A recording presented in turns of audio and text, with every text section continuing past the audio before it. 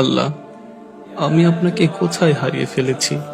আমি তো আপনাকে পেয়েছিলাম, তাই না? তাহলে আজ আমি কি করছি? আপনার জন্যই তো আমি দুনিয়ার মোহ ত্যাগ করতে চেয়েছিলাম। আমি তো ক্ষণস্থায়ী সুখ চাইনি। তবু আজ কেন আমার হৃদয় আপনাকে অনুভব করে না? আল্লাহ, আমি তো দুনিয়ার লোভ করিনি। আমি শুধু আপনাকেই চেয়েছি। প্রতিটি সম্পর্কে, প্রতিটি ভালোবাসার প্রাপ্তির বদলে আমি শুধু আপনাকেই চেয়েছি। আমার প্রতিটি নেক কাজ ছিল আপনাকে পাওয়ার জন্য। তাহলে সেগুলো কোথায় গেল আল্লাহ?